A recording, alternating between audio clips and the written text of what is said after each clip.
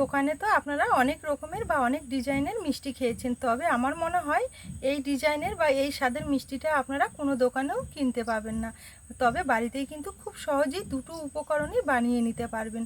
দেখতে যেমন সুন্দর, খেতে কিন্তু তার থেকেও বেশি সুন্দর। একদমই খাস্তা আর মুচমুচে হয়, ভেতরটা রসে টইটুম্বুর। খেতে কিন্তু দারুণ লাগে, স্বাদে গন্ধে ভরপুর, আর খেতে তো দারুণ লাগে, একদমই মুচমুচে, মুখে দিলেই মুচমুচ করবে। আর দেখুন কতটা খাস্তার মুচমুচে হয়েছে, মুখে দিলেই যেন মিশে যাবে। চিনি আর ময়দা একটু ঘরে থাকলেই কিন্তু এই রেসিপিটা আপনারা বানিয়ে নিতে পারবেন। হঠাৎ করে বাড়িতে কোনো গেস্ট আসলে ঝটপটভাবে 10 মিনিটের মধ্যেই কিন্তু এই রেসিপিটা বানিয়ে খাওয়াতে পারবেন। প্রশংসায় পঞ্চমুখ হবে। নমস্কার বন্ধুরা, নতুন পর্বতে আপনাদের সকলকে স্বাগত জানাই কাজলি ভিলেজ ফুড রান্নাঘরে। প্রতিদিনের মতো আজকে আবারও দারুণ একটা রেসিপি নিয়ে চলে এসেছি। আজকে খুবই সহজভাবে মাত্র দুটো উপকরণ দিয়ে আমি খাস্তা মুচমুচে রসালো খাজা বানিয়ে দেখাবো। আর এটা তৈরি করা যেমন সহজ, খেতেও কিন্তু ভীষণ ভালো লাগে। বাড়িতে এমন কেউ বাদ যাবে না যে এই রেসিপিটা পছন্দ করবে না। তাহলে চলুন ভিডিওটা কোথাও স্কিপ না করে শুরু থেকে শেষ পর্যন্ত দেখতে থাকুন। আশা করছি আজকের রেসিপি আপনাদের অনেক পছন্দ হবে। আমার চ্যানেলে নতুন বন্ধু হয়ে থাকলে সবার আগে চ্যানেলটি সাবস্ক্রাইব করে নেবেন, আর ফেসবুক পেজ থেকে দেখলে পেজটা অবশ্যই একবার ফলো করবেন। খাজা বানানোর জন্য সবার প্রথমে একটা ডো মেখে নেব। এখানে একটা বড় বাটি নিয়েছি। এবারে বড় বাটিতে নিয়ে নেব এই ছোট বাটি মেপে ভর্তি ভর্তি 1 বাটি ময়দা। এখানে আমি 1 বাটি ময়দা দিয়ে তৈরি করে দেখাবো, আপনারা চাইলে কিন্তু বেশি করেও করে নিতে পারেন। এবারে নিয়ে নেব 1 চুটকি মতো লবণ। এই লবণটা দিলে মিষ্টির স্বাদটা বেড়ে যাবে। আর নেব ভর্তি ভর্তি 1 চামচ সাদা তেল ময়াম দেওয়ার জন্য। এবারে তেলের সাথে ময়দাটা আমি খুব ভালো করে একটু ময়াম দিয়ে নেব।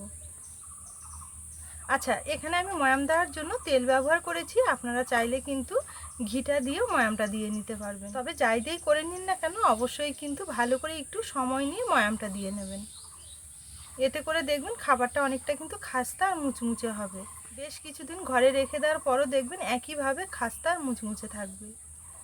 এই যে দেখুন, এখানে হালকা হাতে খুব সুন্দরভাবে প্রেস করে একটু ময়ামটা দিয়ে নিয়েছি। আর এভাবে এক জায়গায় জড়ো করলে দেখবেন খুব সুন্দর একটা দলা হয়ে যাবে। তার মানে বুঝে নিতে হবে যে খুব সুন্দরভাবে ময়ামটা দেওয়া হয়ে গেছে। এবারে এখানে অল্প অল্প করে জল দিয়ে খুব সুন্দরভাবে একটা শক্ত টাইপের ডো তৈরি করে নেব। আর অবশ্যই কিন্তু জলটা বারে বারে দিতে হবে। হাত দিয়ে চেপে চেপে খুব ভালো করে একটু মেখে নিতে হবে। এই যে দেখুন, এখানে অল্প অল্প করে জল দিয়ে ডোটা আমি খুব সুন্দরভাবে মেখে নিয়েছি। এবারে এই ডোটাকে আমি কিছুক্ষণের জন্য একটু রেস্টে রেখে দেবো। এতে করে দেখবেন ডোটা কিন্তু এখনকার তুলনায় পরে অনেকটা সফট হবে। এবারে এটাকে এক সাইডে ঢেকে রেখে এবারে চলুন খাজার জন্য রসটা তৈরি করে নেব। এখানে চিনি রস তৈরি করে নেওয়ার জন্য উনুন জেলে কড়াই বসিয়ে নিয়েছি। এবারে কড়াইয়ে নিয়ে নেব 1 বাটি চিনি, আর নেব সম পরিমাণে জল, আর দেবো একটা এলাচ। মুখটা খুব ভালো করে ফাটিয়ে দিয়েছি। এবারে নেড়ে চেড়ে চিনিটা গলিয়ে খুব সুন্দর একটা চিনি রস তৈরি করে নেব। এখানে চিনি রসটা কিন্তু খুব বেশি জাল করে নেওয়ার দরকার নেই, যেহেতু আমি 1 বাটি চিনির জন্য 1 বাটি জল দিয়েছি। সেই কারণে চিনিটা গলে গিয়ে রসটা 2 মিনিট মতো ফুটিয়ে নিলে খুব সুন্দরভাবে রসটা হয়ে যাবে। আর এই রসটা কিন্তু খুব বেশি পাতলাও করা যাবে না, আবার যে খুব বেশি মোটা করব তাও কিন্তু না। তো চলুন কিভাবে রসটা তৈরি করছি আমি আপনাদের দেখিয়ে দেবো। এই যে দেখুন, এখানে চিনিটা গলে গিয়ে রসটা খুব সুন্দরভাবে ফুটে উঠেছে। আর রসের কালার দেখে আপনারা নিশ্চয়ই বুঝতে পারছেন যে রসটা কতটা ঘন বা কতটা পাতলা। হালকা একটু চিটচিটে মতো করে নিতে হবে। এই যে দেখুন, এখানে কিন্তু কোনো রকমের তার হয়নি, তবে একটু চিটচিটে হয়েছে। এটা যখন ঠান্ডা হবে দেখবেন অনেকটাই কিন্তু ঘন হতে শুরু করবে, সেই কারণে এই অবস্থায় নামিয়ে নিতে হবে। এখানে চিনি রসটা তৈরি হওয়া অবধি ডোটা আমি রেস্টে রেখে দিয়েছিলাম। আর রেস্টে রেখে দেওয়ার জন্য দেখুন কতটা নরম আর সফট হয়েছে। সেই কারণে কিন্তু প্রথমের দিকে একটু শক্ত মতো করে মেখে নিতে হবে। এবারে ডোটাকে আমি আবারও ভালো করে একটু মেখে নেব। এই যে দেখুন, ডোটা আবারও আমি খুব সুন্দরভাবে মেখে নিয়েছি। এবারে এই ডোটাকে আমি 2 ভাগে ভাগ করে নেব।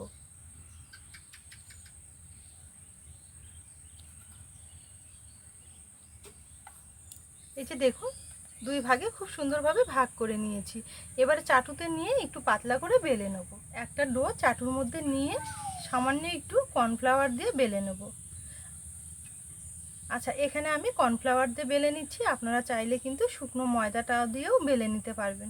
তবে কি কর্নফ্লাওয়ার দিয়ে বেলে নিলে খাজাগুলো কিন্তু অনেকটাই খাস্তা হবে আর মুচমুচে হবে, খেতে ভালো লাগবে, তার সাথে তৈরি করাও কিন্তু অনেকটা সুবিধা হবে। হাতের কাছে থাকলে একটু কর্নফ্লাওয়ার ব্যবহার করবেন।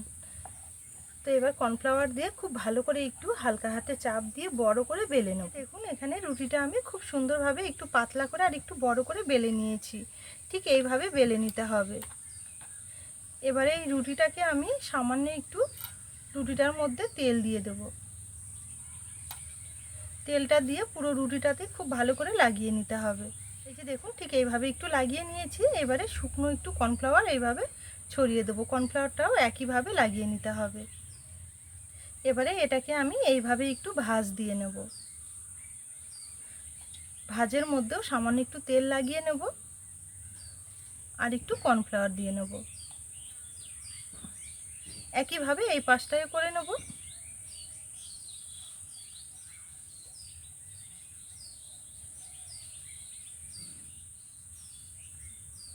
তারপরে এইভাবে একটু ভাঁজ দিয়ে নিতে হবে। ভাজে ভাজে অবশ্যই কিন্তু একটু কর্নফ্লাওয়ার আর একটু তেল দিয়ে এইভাবে করে নিতে হবে। এই যে দেখুন এখানে খুব সুন্দরভাবে রেডি করে নিয়েছি চৌকো শেপে। এবারে এটাকে আমি আবার একটু হালকা হাতে চাপ দিয়ে এইভাবে বেলে নেব। এই যে দেখুন এখানে খুব সুন্দরভাবে আবার একটু পাতলা করে বেলে নিয়েছি। তবে যে খুব বেশি পাতলা করেছি এমনটা কিন্তু না, একটু মোটা রেখেছি। খুব বেশি পাতলাও না, খুব বেশি মোটাও না, ঠিক এইভাবে রেডি করে নিতে হবে। এবারে কেটে নেব। কেটে নেওয়ার জন্য এখানে একটা গ্লাস ব্যবহার করছি। গ্লাসটাও এইভাবে সমান করে বসিয়ে খুব সুন্দরভাবে একটু গোল করে কেটে নেব।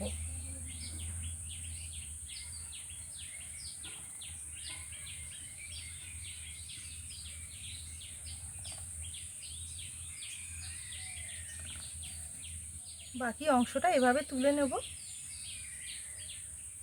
এটা তুলে নিয়ে আবারও কিন্তু গোল করে খুব সুন্দরভাবে বেলে একইভাবে কেটে নেব। তো দেখুন এখানে খুব সুন্দরভাবে আমি 4টে লেচি রেডি করে নিয়েছি। এবারে একটা লেচি আমি চাটুর মধ্যে রেখে বাকিগুলো তুলে নেব। এবারে এই লেচিটাকে আমি একটু শেপ দিয়ে নেব ফুলের মতো। তো দেখুন কিভাবে করছি। এইভাবে কিছুই করতে হবে না, জাস্ট শুধু এইভাবে একটু কেটে কেটে নিতে হবে সরু সরু করে। এভাবে একটু ঝিরিঝিরি করে কেটে নিতে হবে। এই যে দেখুন এখানে খুব সুন্দরভাবে একটু ঝিরিঝিরি করে কেটে নিয়েছি। এবারে এটাকে হাতের মধ্যে তুলে এইভাবে একটু ভাঁজ দিয়ে নেব।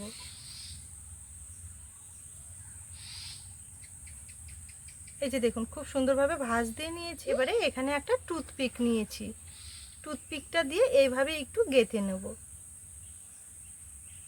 এই যে দেখুন কত সুন্দরভাবে ফুলের মতো হয়েছে। এটা ভেজে নেওয়ার পর দেখবেন আরও অনেকটা কিন্তু সুন্দর হবে। তো এইভাবে সবগুলো প্রথমে রেডি করে নেব। এখানে প্রথমে সবগুলোই রেডি করে নেব। দেখুন এখানে সবগুলো খুব সুন্দরভাবে তৈরি করে নিয়েছি। এবারে চলুন এগুলো ভেজে নেব। এবারে এগুলো ভেজে নেওয়ার জন্য আবারও কড়াই পরিষ্কার করে বসিয়ে দিয়েছি। কড়াইয়ে নিয়ে নেব কিছুটা সাদা তেল। এগুলো ভেজে নেওয়ার জন্য তেলটা কিন্তু প্রথমের দিকে খুব বেশি গরম রাখা যাবে না। এই যে দেখুন হাত দিয়ে আমি তেলটা ছুঁয়ে দেখাচ্ছি, ঠিক এইরকম যেন আঙুলটা সহ্য করতে পারে এই অবস্থায় এগুলো একটা একটা করে ছেড়ে দিতে হবে। চলুন এবারে এগুলো একটা একটা করে ছেড়ে দেব। একদমই হালকা আছে ভেজে নিতে হবে।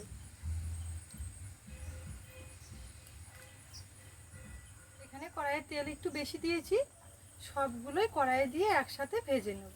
এই যে দেখুন এগুলো কড়াই ছেড়ে দেওয়ার পর তেলটা পিলপিল করছে, তার মানে খুব বেশি কিন্তু তেল গরম হয়নি। এবারে আস্তে আস্তে উনুনের আঁচটা একটু বাড়িয়ে ভেজে নিতে হবে। আর এইভাবে একটু তেলটা দুলিয়ে দেব, তাহলে খুব সুন্দরভাবে ঘুরতে থাকবে আর এগুলোও কিন্তু পাপড়িগুলো ছেড়ে দেবে, একদম ফুলের মতো হবে। এখানে কয়েক সেকেন্ড মতো রেখে দেওয়ার পর তেলটা যদি সম্ভব হয় এইভাবে একটু ছিটকে ছিটকে দেবেন, এতে করে দেখবেন পাপড়িগুলো খুব ভালোভাবে ছেড়ে দেবে। দেখুন কত সুন্দর লাগছে না, একদম ফুলের মতো। আর এগুলো ভাজার সময় অবশ্যই একটু সাবধানে ভেজে নিতে হবে, খুব জোরে জোরে নাড়াচাড়া করা যাবে না, নইলে আবার পাপড়িগুলো ফুলে যেতে চাইবে। এবারে একটা একটা করে উল্টে দেবো।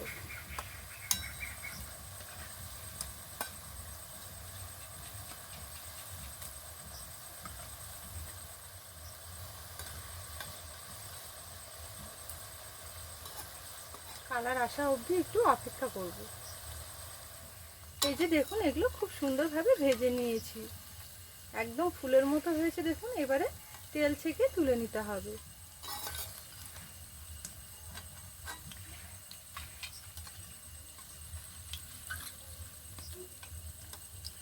এগুলো ভেজে নেওয়ার পর হালকা একটু ঠান্ডা করে নিয়েছি, আর কতটা সুন্দর লাগছে দেখতে দেখুন। এবারে এই যে কাঠিগুলো রয়েছে, কাঠিগুলো হালকা করে একটু খুলে নেব। তো আপনারা চাইলে কিন্তু কাঠিগুলো রেখেও দিতে পারেন, তো আমি এখানে খুলে নিচ্ছি। খুলে আবার একটা থালার মধ্যে খুব সুন্দরভাবে সাজিয়ে নেব। কাঠিগুলো খুলে খুলে এইভাবে থালাতে রেখে দিতে হবে। এই যে দেখুন, এখানে খুব সুন্দরভাবে কাঠিগুলো খুলে নিয়ে একটা থালার মধ্যে তুলে নিয়েছি। এবারে এর মধ্যে রসটা দেব। এবারে এর মধ্যে যে রসটা আমি আগে রেডি করে রেখেছি, দেখুন রসটা খুব সুন্দরভাবে তৈরি করে নিয়েছি। খুব বেশি যে ঘন তাও না, আবার খুব বেশি যে পাতলা তাও কিন্তু না, কারণ এই রসটা কিন্তু খুব বেশি পাতলা করা যাবে না। এই রসটা খুব বেশি পাতলা করলে আবার এই রসটা যখন ফুল খাজাগুলোর মধ্যে দেবেন তখন দেখবেন নেতিয়ে পড়বে। সেই কারণে রসটা কিন্তু ঠিকঠাক মতো রেডি করে নিতে হবে। আর রসটা এদিকে ভালো মতো ঠান্ডা করে নিতে হবে, আর ফুল খাজাগুলোও কিন্তু ঠান্ডা করে নিতে হবে, তাহলে একদমই মুচমুচে থাকবে। তো চলুন এবার রসটা খুব সুন্দরভাবে দিয়ে নেব। এই রসটা এভাবে ছড়িয়ে দিলেই দেখবেন খুব সুন্দরভাবে রসটা কিন্তু সোক করে নেবে। একদমই রসালো হবে, খেতে কিন্তু দারুণ হয়, মুখে দিলে মুচমুচ করবে আর ভেতর থেকে একদমই রসালো। তো বন্ধুরা দেখুন, এখানে খুব সুন্দরভাবে পুরো এক থালা ফুল খাজা বানিয়ে নিয়েছি।